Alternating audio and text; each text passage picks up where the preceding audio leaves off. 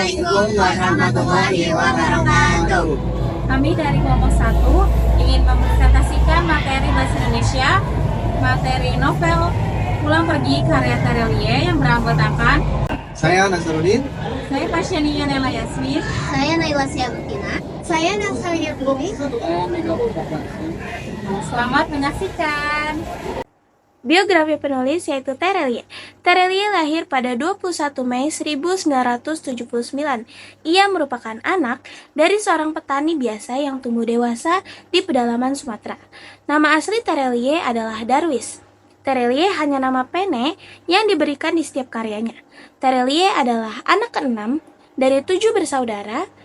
Kehidupan masa kecil yang dilalui Terelie penuh dengan kesederhanaan yang membuatnya tetap sederhana hingga kini.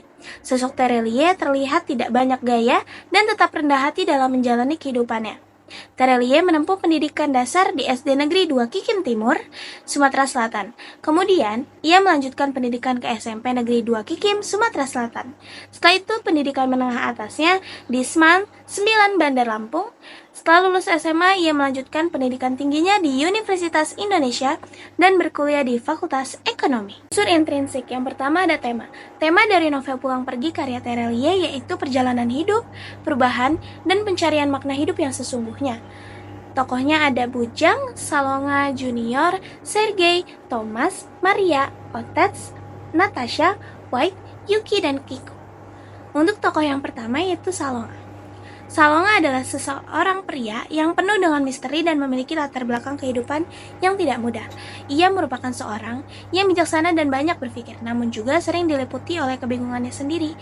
Bukti kutipannya yaitu Salonga mengangguk perlahan, menatap jauh ke depan, seakan-akan sedang mencari sesuatu yang tak tampak oleh mata. Tokoh yang kedua ada Junior. Junior adalah sosok yang lebih muda dan ceria. Ia cenderung impulsif dan lebih terbuka terhadap situasi. Wataknya lebih spontan dan terkadang bertindak tanpa banyak berpikir. Bukti kutipannya, Junior selalu tampak ceria bahkan di tengah-tengah kesulitan sekalipun. Dia seperti anak kecil yang selalu ingin tahu dan terus tertawa meski dunia di sekitarnya seringkali tidak bersahabat. Tokoh yang ketiga ada Sergei. Sergei adalah seorang tokoh yang serius dan rasional. Ia terkesan dingin dan terfokus pada tujuan. Kadang-kadang ia dianggap tidak terlalu memperhatikan perasaan orang lain, namun sebenarnya ia memiliki perhatian yang mendalam meski ia menyembunyikannya. Bukti kutipannya, Sergei memandang tajam seakan-akan melihat jauh lebih dalam daripada sekedar apa yang tampak di permukaan, yaitu Thomas. Thomas adalah karakter yang tenang dan lebih dewasa. Ia sering menjadi penyeimbang bagi karakter-karakter lain yang lebih emosional. Dia penuh dengan kebijaksanaan dan cenderung berpikir matang sebelum bertindak. Bukti kutipannya, Thomas selalu tahu kapan harus bicara dan kapan harus diam. Seperti sungai yang mengalir, tenang. Ia jarang terbawa arus, tetap fokus pada tujuan. Tokoh yang kelima yaitu Maria. Maria adalah tokoh perempuan yang kuat dan penuh empati. Dia memiliki sifat pengertian dan perhatian terhadap orang lain, namun terkadang terlalu terbawa emosi dan ikut berlarut dalam masalah orang lain. Bukti kutipannya, Maria melihat sekelilingnya, menyadari bahwa dunia ini penuh dengan kesulitan, tetapi ia tetap berusaha untuk tersenyum. Selanjutnya adalah Otets. Otets adalah karakter yang seringkali terlihat bijaksana dan penuh pengalaman hidup. Dia seorang yang sabar, cenderung lebih banyak mendengarkan daripada bicara, dan menjadi sosok yang memberi nasihat. Bukti kutipannya, Otets hanya mengangguk pelan, memberikan senyum penuh makna, kata-katanya jarang keluar, tetapi setiap kali dia berbicara, semua orang diam dan mendengarkan. Selanjutnya ada Natasha. Natasha adalah sosok yang cerdas dan sangat berorientasi pada tujuan. Ia terkesan sangat praktis dan seringkali mengabaikan perasaan orang lain untuk mencapai apa yang diinginkan. Bukti kutipannya, Natasha tidak peduli pada apa yang dirasakan orang lain. Baginya yang terpenting adalah hasil yang ingin dicapainya, apapun caranya. Selanjutnya White. White adalah sosok yang penuh dengan humor, sedikit misterius, namun juga bisa sangat serius ketika dibutuhkan. Wataknya membuat dia dapat menjadi teman yang menyenangkan, namun juga dapat diandalkan dalam situasi sulit. Bukti kutipannya, White hanya tersenyum, meski mata itu penuh dengan rahasia yang belum terungkap. Selanjutnya Yuki. Yuki adalah karakter yang memiliki kepribadian lembut, namun sangat tegas dalam hal-hal yang berhubungan dengan prinsip dan tujuan hidupnya. Ia lebih suka bertindak dengan hati-hati, namun tak ragu untuk membuat keputusan sulit jika perlu. Bukti kutipannya, Yuki tahu persis apa yang ia inginkan. Meski tidak selalu berbicara tentang itu, matanya seringkali menunjukkan bahwa dia lebih banyak berpikir daripada berbicara. Selanjutnya ada Kiko. Kiko adalah sosok yang tampak ceria dan penuh energi, namun juga penuh dengan keraguan dan rasa takut terhadap masa depannya. Ia lebih banyak mengikuti alur hidup tanpa terlalu banyak perencanaan. Bukti kutipannya, Kiko berlari mengejar, meskipun di dalam hati dia merasa takut akan apa yang akan terjadi di ujung jalan. Lalu ada Bujang. Bujang adalah karakter yang sangat setia dan teguh dalam persahabatan. Ia tidak banyak berbicara, tetapi kehadirannya sangat kuat dalam kelompok. Ia sering menjadi penopang bagi teman-temannya. Bukti kutipan, Bujang tidak banyak berbicara, tetapi tatapannya sudah cukup untuk menunjukkan bahwa dia selalu siap membantu kapan saja. Latar waktu dalam novel ini mencakup beberapa tahun dalam kehidupan tokoh, yang ditandai dengan perubahan waktu dan tempat seperti di berbagai kota di Indonesia dan di luar. Mana alur dari novel Pulang Pergi? Dalam novel Pulang Pergi karya Terelie, alur yang digunakan adalah alur mundur atau flashback. Cerita dalam novel ini bergerak maju mundur, di mana narasi utama terjadi di masa sekarang, tetapi banyak kejadian-kejadian penting yang diceritakan melalui kelas balik yang mengungkapkan masa lalu tokoh utama. Penggunaan alur mundur ini membantu menggambarkan proses pemulihan ingatan dan perasaan tokoh terhadap kejadian-kejadian yang mempengaruhi hidup mereka. Terdapat beberapa nilai yang terkandung dalam novel tersebut ini. Yang pertama, terdapat nilai agama, di mana karakter-karakter dalam novel sering menghadapi dilema dan pencarian spiritual yang mengajarkan pentingnya kesabaran dan keteguhan dalam hati untuk menjalani hidup.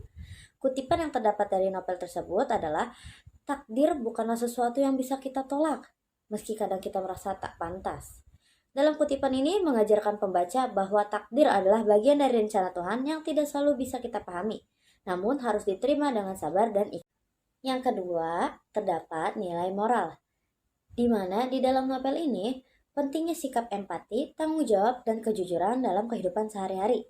Kutipan yang terdapat dalam novel ini adalah, kadang kita harus berkorban untuk kebahagiaan orang lain, meski itu menyakitkan. Pesan moral ini mengajarkan pembaca tentang pentingnya memberikan yang terbaik untuk orang lain, meskipun itu harus mengorbankan keinginan sendiri. Yang ketiga, terdapat nilai budaya. Di dalam novel ini, nilai budaya termasuk yang paling kuat dan mengajarkan kita bagaimana tentang pentingnya menjaga dan menghormati tradisi keluarga dalam kehidupan sehari-hari. Dan kutipan yang terdapat dari novel tersebut ini adalah, keluarga adalah tempat kita kembali, tempat kita merasa diterima, tidak peduli apapun yang terjadi. Di dalam kutipan ini mencerminkan pentingnya ikatan keluarga dan bagaimana budaya kita menempatkan keluarga sebagai bagian yang tak terpisahkan dalam hidup seseorang. Yang keempat, terdapat nilai sosial. Di dalam novel ini menggambarkan hubungan antara individu dengan masyarakat dan pentingnya solidaritas serta kepedulian terhadap sesama. Di dalam cerita ini mendorong pembaca untuk memahami bahwa hidup bukan hanya tentang memahami diri sendiri, tetapi juga tentang kontribusi terhadap orang lain. Kutipan yang dapat kita ambil dalam novel ini adalah, hidup bukan hanya tentang kita, tapi juga tentang apa yang bisa kita lakukan untuk orang lain.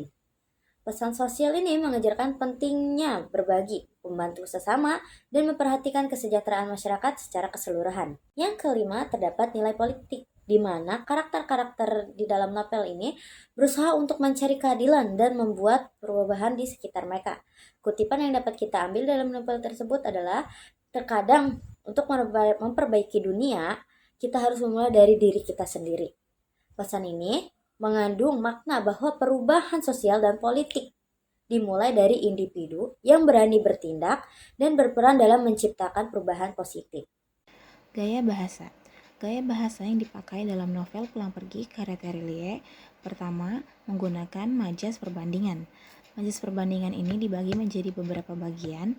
Yang pertama, gaya bahasa perumpamaan. Gaya bahasa perumpamaan adalah dua hal yang pada hakikatnya berlainan dan yang sengaja kita anggap sama. Perbandingan ini secara eksplisit dijelaskan oleh pemakaian kata seperti serupa, ibarat, bak, sebagai, umpama, laksana, dan penaka.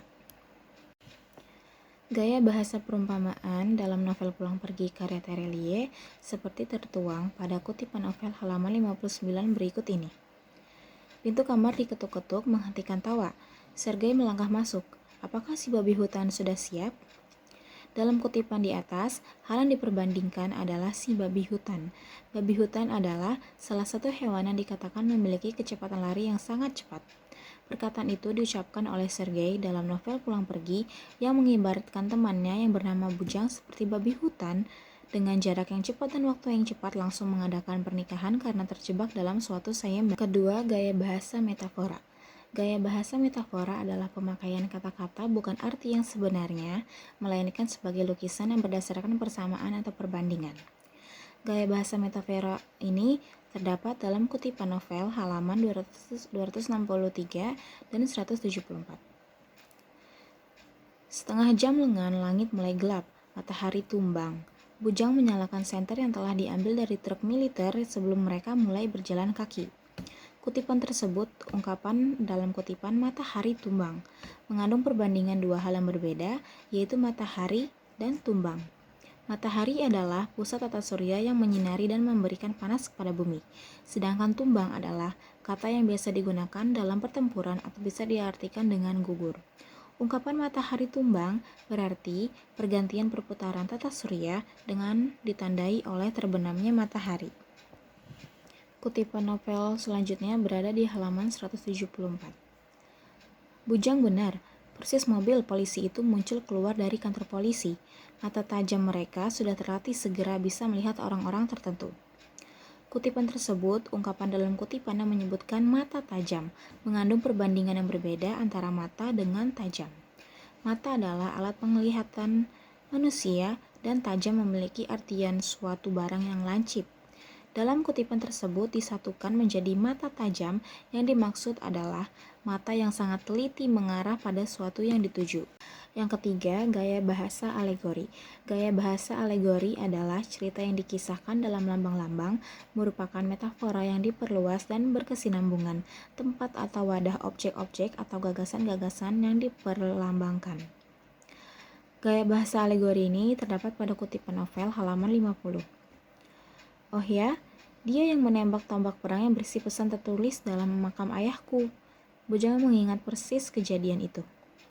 Pada kutipan di atas yang mengatakan tombak perak yang berisi pesan, dikisahkan seorang anak putri yang bernama Natasha memiliki perasaan balas dendam terhadap kematian ayahnya akibat tertembak peluru perak yang membuat dia selalu ingat akan kejadian tersebut. Kata tombak perang yang berisi pesan adalah kata yang mencerminkan di mana ayahnya tertembak mati dan memiliki isyarat dalam beberapa kejadian ke depan akan ada kematian selanjutnya. Selain majas perbandingan, yang kedua ada majas pertentangan. Majas pertentangan memiliki beberapa gaya bahasa, di antaranya yang pertama gaya bahasa hiperbola. Gaya bahasa hiperbola adalah sejenis gaya bahasa yang mengandung pernyataan yang berlebih-lebihan jumlahnya, ukurannya, atau sifatnya dengan maksud memberi penekanan pada suatu pernyataan atau situasi untuk memperhebat, meningkatkan kesan dan pengaruhnya. Gaya bahasa hiperbola ini terdapat pada kutipan novel halaman 13.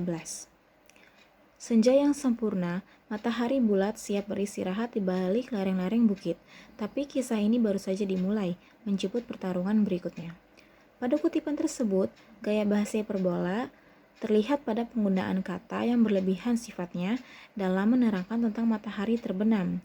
Kata matahari bulat siap beristirahat di balik lereng-lereng bukit memiliki artian lebih kepada saat ini matahari sudah akan mulai tenggelam. Setelah gaya bahasa hiperbola, ada gaya bahasa litotes.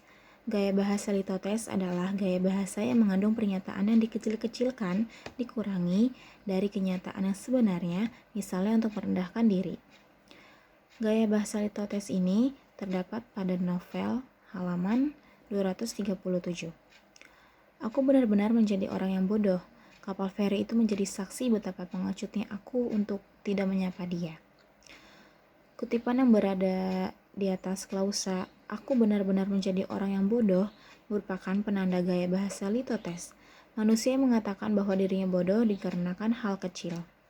Setelah gaya bahasa litotes, ada gaya bahasa oksimoron.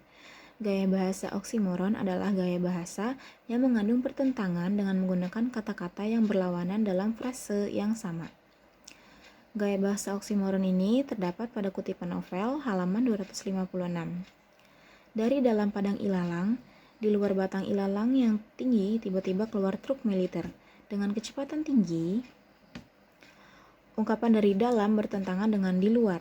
Dalam kutipan ini, fakta bahwa dari dalam dan di luar mengungkapkan gambaran lokasi kejadian persembunyian sebelum truk militer datang yang memiliki artian berbeda. Setelah majas perbandingan dan majas pertentangan, yang ketiga ada majas pertautan.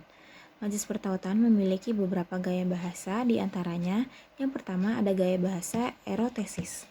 Gaya bahasa erotesis adalah gaya bahasa yang berupa pertanyaan yang dipergunakan dalam tulisan atau pidato yang bertujuan untuk mencapai efek yang lebih mendalam dan penekanan yang wajar dan sama sekali tidak menuntut suatu jawaban. Gaya bahasa erotesis ini terdapat pada kutipan novel halaman 75. Berapa total nilai industri film di Amerika Serikat? Kalian suka menonton film, bukan? Film-film Hollywood yang mewarnai seluruh dunia. Totalnya 10 hingga 11 miliar dolar saja per tahun. Pada kutipan tersebut, gaya bahasa erotesis terlihat pada penggunaan kalimat, kalian suka menonton film, bukan? Film-film Hollywood yang mewarnai seluruh dunia. Totalnya 10 hingga 11 miliar dolar saja per tahun. Kalimat tersebut dipergunakan untuk mempengaruhi imajinasi pembaca. Jika dikaitkan dengan kalimat sebelumnya, maka pertanyaan tersebut tidak membutuhkan jawaban. Setelah gaya bahasa erotesis, ada gaya bahasa elipsis. Gaya bahasa elipsis ini adalah gaya bahasa yang di dalamnya dilaksanakan penanggalan atau penghilangan salah satu atau beberapa unsur penting dalam konstruksi sintaksis yang lengkap. Contohnya, gaya bahasa ini terdapat pada kutipan novel halaman 23. Sejak dari Tondo, tiba di bandara, pesawat jet mulai terbang. Pada kutipan kalimat sejak dari Tondo, menghilangkan subjek kami yaitu Saloga, Bujang, Edwin, dan murid-murid dari Saloga. Kalimat yang menjadi pembenaran adalah kami sejak dari Tondo. Selain gaya bahasa elipsis, ada gaya bahasa asindeton. Gaya bahasa asindeton adalah gaya bahasa yang berupa acuan di mana beberapa kata, frase atau klausa yang sederajat tidak dihubungkan dengan kata sambung. Gaya bahasa ini terdapat pada kutipan novel halaman 306. Malam itu, di sebuah kedai minum di jalanan kota Kiev pukul 1 dini hari. Musim semi, tidak terlalu dingin, jaket tebal tidak begitu diperlukan saat duduk-duduk bersantai. Pada kutipan yang memiliki kata-kata sederajat, yaitu musim semi, tidak terlalu dingin, jaket tebal tidak begitu diperlukan saat duduk-duduk bersantai, kata tersebut sama saja atau sama dengan kata yang memiliki artian yang sederajat, yaitu musim semi yang tidak terlalu dingin. Setelah majas perbandingan, majas pertentangan, dan majas pertautan, yang terakhir, yaitu yang keempat, ada majas perolangan. Majas perolangan ini ada gaya bahasa anafora. Gaya bahasa anafora adalah gaya bahasa repetisi yang berupa perulangan kata pertama pada setiap baris atau setiap kalimat. Gaya bahasa anafora ini berada dalam kutipan novel halaman 341. Jika kau menolak menjawab pertanyaanku baik-baik, jika kau bertingkah, aku akan menyempalkan lebah ini ke mulutmu. Pada kutipan tersebut, gaya bahasa anafora terlihat pada penggunaan kata jika yang diulang-ulang pada setiap kalimat. Fungsinya untuk memberikan penekanan terhadap suatu pernyataan yang diberikan dalam kutipan tersebut. Novel Pulang Pergi karya Terelie menghadirkan berbagai citraan yang kaya dan mendalam. Citraan ini meliputi deskripsi indah tentang pemandangan, suasana hati, hingga emosi tokoh-tokohnya. Berikut beberapa jenis citraan dalam novel ini disertai kutipan. Yang pertama ada citraan visual atau penglihatan. Citraan ini menggambarkan keindahan atau detail tempat sehingga pembaca dapat membayangkan suasana. Kutipannya, langit sore itu begitu merah, seperti bara api yang menyala di cakrawala. Ombak tenang mengulung di kejauhan, seolah-olah memeluk pantai dengan kelembutan. Dua, citraan auditori atau pendengar, menggambarkan bunyi-bunyi yang menghidup dalam cerita. Kutipannya, deru angin malam bercampur dengan suara kapal di dermaga, menciptakan harmoni yang melankolis. Yang ketiga, citraan kinestetik atau gerakan, menggambarkan gerakan atau aktivitas fisik tokoh. Kutipannya, aku berlari sekuat tenaga menyusuri lorong-lorong gelap kota. Napasku tersegal-segal dan keringatku membasahi wajahku. Yang keempat, citraan emosional atau perasaan, menggambarkan emosi dan suasana hati tokoh. Kutipannya, rasanya seperti ada lubang besar di dadaku, kosong, dingin, dan gelap. Aku kehilangan segalanya. Yang kelima, citraan taktil atau perabaan, menggambarkan tekstur atau sensasi yang dirasakan tokoh. Kutipannya, aku ingin menyapu wajahku seperti bilau pisau yang menoleh kulit dengan lembut tapi menyakitkan. Amanat yang terkandung dalam novel ini mencakup tentang pentingnya perjalanan hidup sebagai proses belajar dan pertumbuhan. Di dalam novel ini juga mengajarkan tentang makna kehilangan, penyesalan, serta nilai-nilai keluarga dan persahabatan. Novel ini juga menyampaikan pesan bahwa setiap pertemuan dan perpisahan dalam hidup memiliki hikmah dan membawa perubahan pada diri seseorang. Sekian presentasi dari Bapak kami, kurang lebihnya mohon maaf. Wassalamualaikum warahmatullahi wabarakatuh.